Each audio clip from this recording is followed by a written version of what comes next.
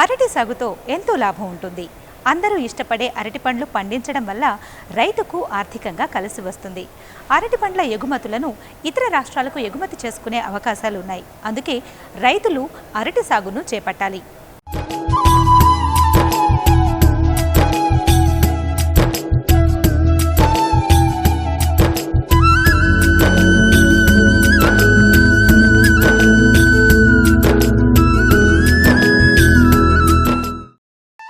ఉష్ణమండలంలో పండించే పండ్లలో అరటి కూడా ప్రధానమైనదే. భారతదేశం అరటి పంట విస్తీర్ణంలోనే కాకుండా దిగుబడిలోనూ ప్రపంచంలో 2వ స్థానం ఆక్రమించింది. తెలంగాణ, ఆంధ్రప్రదేశ్ రాష్ట్రాల్లో అరటి సుమారు 65,000 హెక్టార్లలో సాగు చేస్తున్నారు. మామిడి, నిమ్మ జాతుల సాగు తర్వాత 3వ స్థానంలో ఉంది. అరటి పంటకు సరాసరి 25 నుంచి 30 డిగ్రీల సెల్సియస్ ఉష్ణోగ్రత చాలా అనుకూలంగా ఉంటుంది. అరటి పండ్లలో చాలా రకాలు మనకు అందుబాటులో ఉన్నాయి. కర్పూర చక్కెరకేళి, తెల్ల చక్కెరకేళి, పెద్ద పచ్చ అరటి, గ్రాండ్ 9, పొట్టి పచ్చ అరటి, అమృతపాణి, మార్ట్మాన్ వంటి రకాలు మనకు అందుబాటులో ఉన్నాయి. ఇక కూర రకం అరటి కొవ్వూరు బొంత ఉంది. దేశవాళీగా సాగు చేసే కర్పూర చక్కెరకేళి తెలుగు వారుండే 2 ప్రాంతాల్లోనూ సాగు చేస్తారు. ఈ మొక్క ఎత్తు సుమారుగా 2.5 మీటర్ల నుంచి 3 మీటర్ల వరకు పెరుగుతుంది. పెనుగాలులు వీచినప్పుడు పడిపోయే అవకాశం ఉంది. అందువల్ల తప్పనిసరిగా వెదురుతో మొక్కకు ఊతం ఇవ్వాలి. దీని కాలపరిమితి 12 నుంచి 13 నెలలు ఉంటుంది. సగటున 16 నుంచి 18 కిలోల బరువుండే గెలలనిస్తుంది. ఇది సుమారు 30 టన్నుల దిగుబడినిస్తుంది. అంతేకాకుండా నీటి ఎద్దటిని కూడా తట్టుకుంటుంది. పనామా తెగులు, ఆకుమచ్చ తెగుల్ని నిరోధించే లక్షణాలు కర్పూర చక్కెరకేళి కలిగి ఉంది.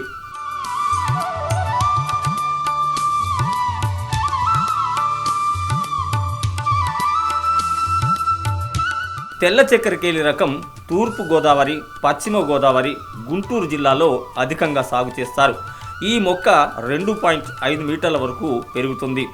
గాలులకు పడిపోయే అవకాశం ఉంటుంది.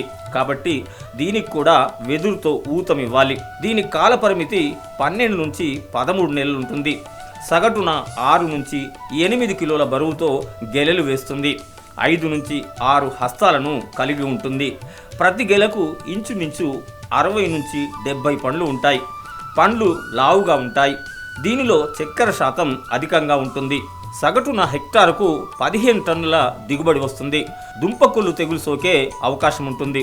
సారవంతమైన తగినంత నీటి వసతి కలిగి నీరు ఇంకిపోయే గుణంతో పాటు తగినంత సేంద్రియ పదార్థం ఉన్న నేలలు అరటి సాగుకు అనుకూలంగా ఉంటాయి. సారవంతమైన ఒండ్రు నేలల్లో అధిక దిగుబడులు వస్తాయి. లోతు 75 సెంటీమీటర్లకు తక్కువ కాకుండా భూమికి నీటి మట్టం 1 నుంచి 1.2 మీటర్ల దిగువన ఉండాలి. అలాగే ఉదజని సూచిక 6.5 నుంచి 7.5 ఉండాలి. వేసవిలో భూమిని 30 నుంచి 40 సెంటీమీటర్ల లోతుగా దున్నుకోవాలి. తొలకరి చినుకులు పడగానే గొర్రుతో 3 నుంచి 4 సార్లు మెత్తగా దున్నుకోవాలి. ఎంపిక చేసిన రకానికి అవసరమైన దూరంలో 45x45x45 సెంటీమీటర్ల గుంతలను తవ్వాలి. కర్పూర చక్కెరకేళి బొంత రకాలను ఏడాది పొడుగునా పండించుకోవచ్చు. అయితే ఏప్రిల్, ఆగస్టు నెలల మధ్యకాలంలో నాటుకోవడం మంచిది. పొట్టి పచ్చ అరటి, పెద్ద పచ్చ అరటి రకాలను తొలకరి వర్షాలు పడిన తర్వాత జూన్ నెల నుంచి సెప్టెంబర్ 15 వరకు నాటుకోవచ్చు.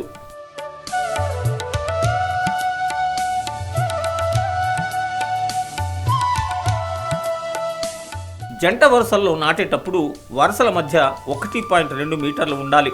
జంట వరుసల మధ్య దూరం ఎక్కువగా అంటే 2 మీటర్ల నుంచి 1.8 మీటర్లు ఉండే విధంగా నాటుకోవాలి. ముందు వరుస మొక్కలకు, రెండో వరుస మొక్కలకు ఎదురుగా కాకుండా ముందు వరుస మొక్కల మధ్య వచ్చే విధంగా నాటుకోవాలి. ఎరువులు సిఫారసు చేసిన మోతాదులోనే వేసుకోవాలి. అధిక సాంద్రతలో నాటినప్పుడు పంట కాల పరిమితి 40 నుంచి 50 రోజులు పెరుగుతుంది. ఎత్తు కూడా అధికంగా ఉంటుంది. దీనికోసం తగిన జాగ్రత్తలు తీసుకోవాలి. జంట వరుసల మధ్య ఉన్న ఖాళీ స్థలంలో క్యాబేజీ, కాలీఫ్లవర్ లేదా మొక్కజొన్నను సాగు చేసుకోవచ్చు. 100 నుంచి 120 రోజుల కాలపరిమితి ఉన్న పంటలనే అంతర పంటలుగా వేసుకోవాలి. అరటి సాగులో పిలకల ఎంపిక చాలా ముఖ్యం.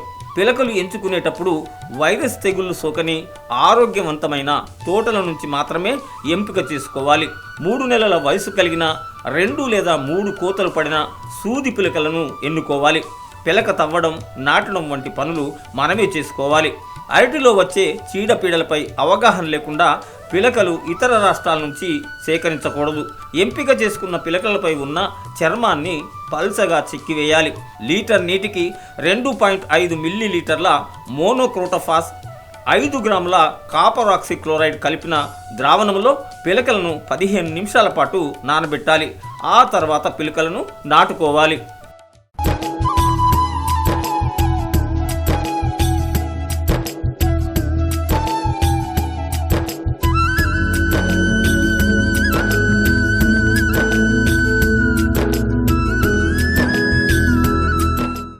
ఈరోజు మహిళా ద్రోహి ఎవరు అంటే చంద్రబాబు నాయుడు గారని టక్కున ఎవరైనా చెప్తారు.